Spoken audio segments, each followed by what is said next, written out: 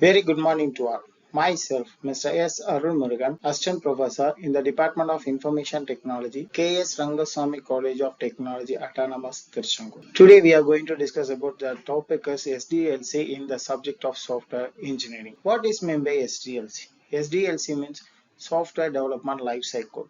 In the software development life cycle, mainly we are creating some project, we are doing some project. In that project, with the help of SDLC only, we are going to complete the entire projects.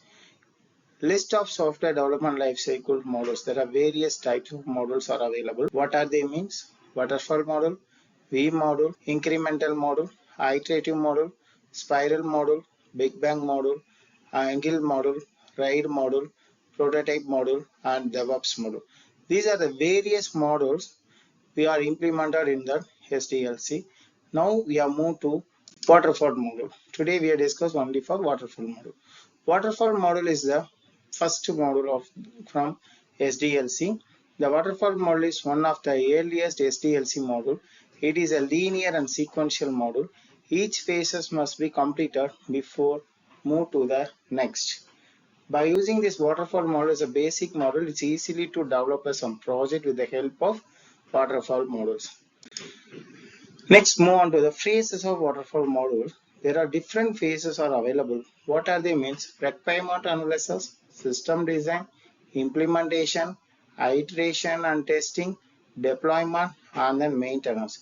These are the 6 mode analysis we are going to implemented in the waterfall model. First, move on to waterfall model diagrams. What is in the diagram itself? We can analyze the first one is requirement. First of all, we are going to develop some project. Before that project, we have to assign what are the requirements we needed for completing this project. We are going to first we are going to guess it, and then if you have got requirements, we are going to design that some projects and then develop it. Finally, you are going to test the coding and then deployment and then maintain that particular softwares. These are the basic concepts of flow of diagram in waterfall model. In that waterfall model, we have one more concept is first one is communication. Communication means it is mainly communicated with the user and project agents. Okay, and the next we have to communicate so then only move on to the planning. How to develop this project? We are going to plan that projects, and the next move on to the model. How many models we are going to implemented in the particular project in the modeling concept. Next one, construction. We are going to construct the development project by using a coding or the front-end coding database. We are going to construct the project, and then deployment means we are going to deliver and then report and then feedback of the particular users. Okay. Next one is requirement model. In that requirement model, you understand and document what the system should do. No code and design at these phases.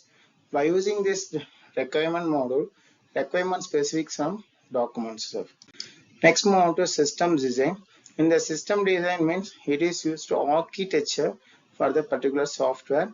By using the design itself, easily to understand that particular projects. By using this design itself, we are easily to understand it. What the projects we are going to implement, the design itself we are going to send that out. What is the output come? What are the tools we are implemented? What are the frames we are doing? Frameworks, everything you are going to design it. After designing, we are going to implement. Implement this. For example, I am going to work this project from the Python.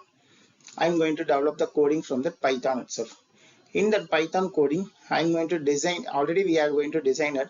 In the design concept itself, we are going to implement some coding by using this Python. That is a source code. In the source code itself, we are used for whether the error, if you are going to rectify that particular error, everything from the implementation, we are going to develop the coding. By using the testing itself, there are different testings are available: unit testing, integrated testing, and the system testing. By using this testing itself, we are going to rectify some bugs or errors. This is called main purpose of testing. Next, move on to deployment and maintenance. Whether using the deployment, if your project is successfully completed from the given that user console, I am going to successfully complete and hand over to the particular user. If the user has satisfied, they're going to maintain the some maintenance. If you want to some updation, means the user asking some updation, means we are going to implement some updation of the some projects. These are called maintenance. And then finally we got a feedback itself, but these are all comes under from waterfall model. Next, move on to advantage of waterfall model. It's simply and easy to use, easy to manage due to right models. Phrases are processed and completed one at a time. Next, move on to use case. By use case itself, we are going to understand the project, fixing the requirements, and the short-term project it will be completed from the waterfall model. It's a low complexity. Finally, we are conclude waterfall model is the best for predictable, low risk projects.